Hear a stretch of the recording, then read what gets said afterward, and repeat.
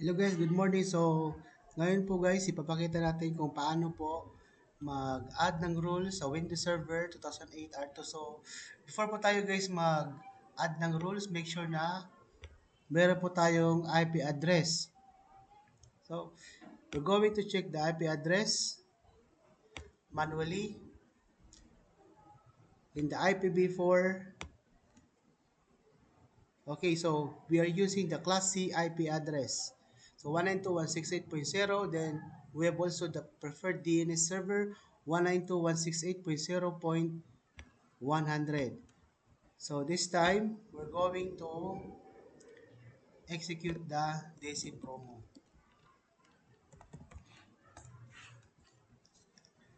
Checking if Active Directory domain services are installed.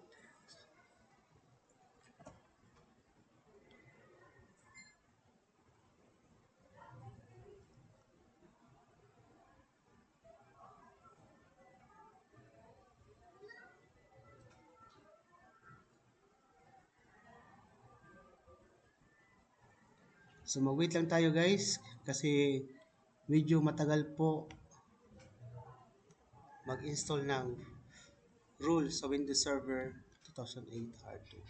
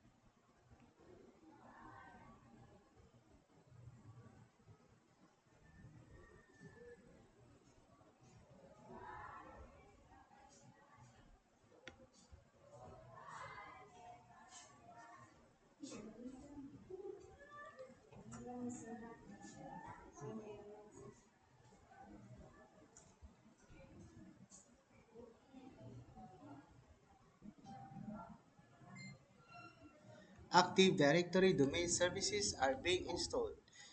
Please wait. The Active Directory domain services installed wizard will open automatically. So this time guys, we're going to install the Active Directory in the Windows Server 2008 R2. We're going to tap the next, then this time we're going to create a forest. So this is your domain. So sample of this domain is enhs.com. Then tap next.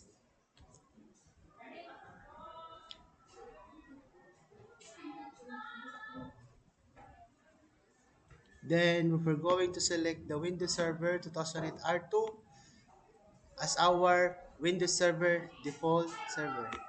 We're going to next.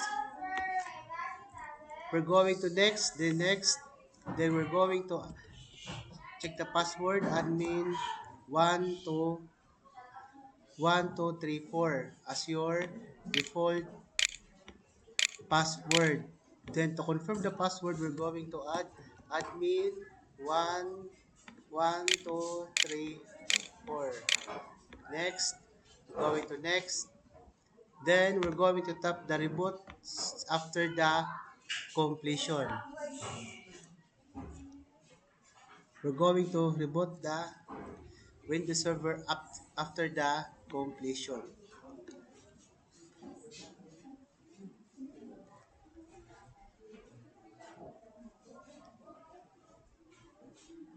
Okay, so while waiting guys, hintayin mo natin guys na matapos yung loading ng Windows Server 2008 R2.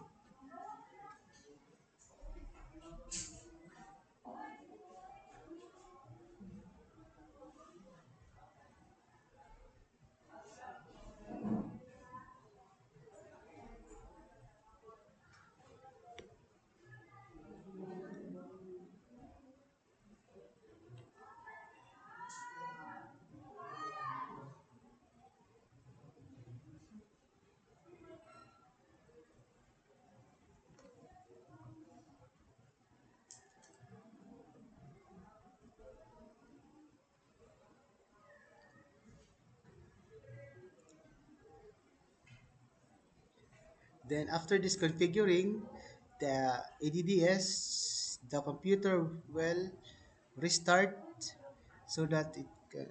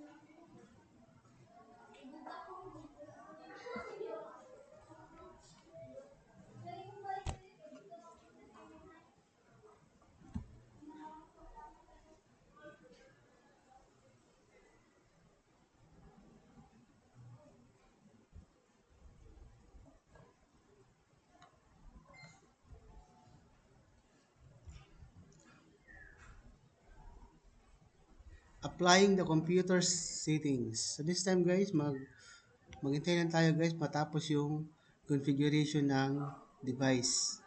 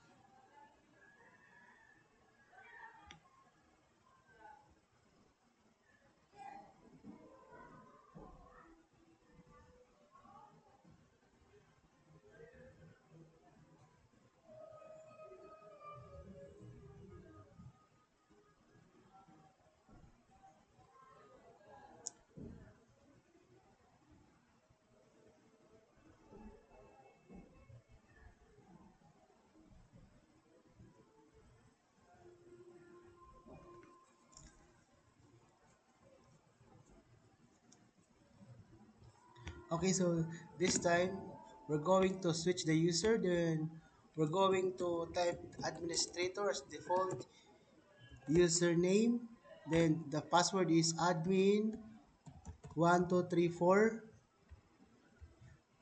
1234. Then we're going to hit the enter. Okay, so the password is not correct. Let's try again. Admin 1234.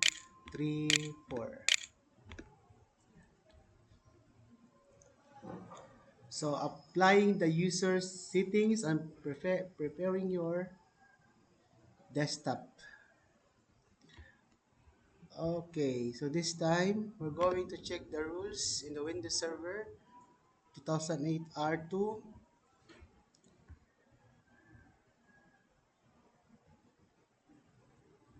Okay, so here is your initial configuration task. Then let's proceed to the rules. We're going to check the rules kung ilan po yung na-install sa Windows Server natin. So check natin, baka nag-loading pa yung isa. Rules is collecting data. So wala pa pong rules.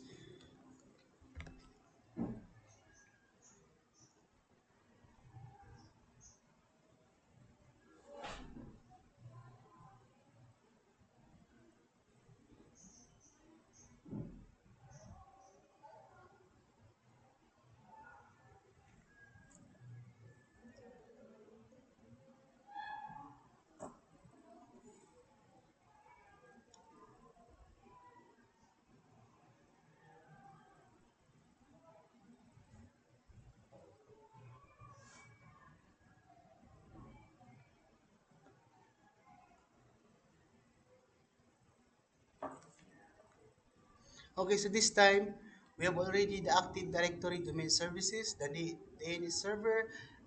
Then we're going to add rules.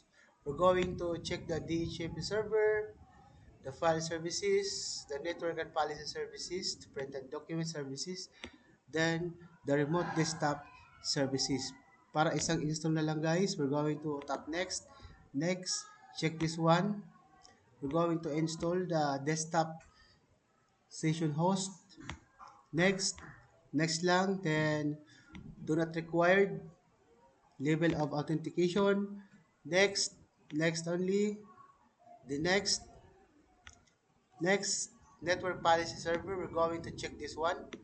Next, next. So here is our IP address for the network connections, which we're going to copy this one so that we can validate right after.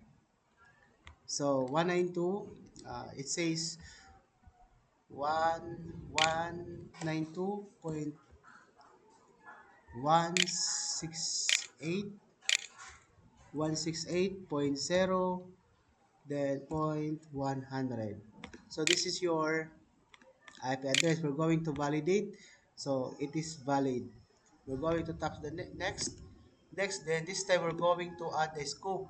So sample of this scope is which we're going to put the scope name or the name of your school, scope, AHS scope. Then here is your IP address. Same with your the starting IP address is same with your IP address 192.168.0 then point 100. Then we're going to copy this one para mas madali guys. We're going to change this one to 199. No? So we have the starting IP address of 192.168.0.100. Then we have also the ending IP address 192.168.0.199. Okay. So this time we're going to tap the next, next. Then we're going just next again, next. Print server, of course, because we are using the server. File server, okay. Next. Then, the last one is install. So, ganun lang guys, ang pinaka-basic mag-install ng rules sa Windows Server 2008 R2. Ano? Sana po ay meron kayong natutunan. Thank you guys!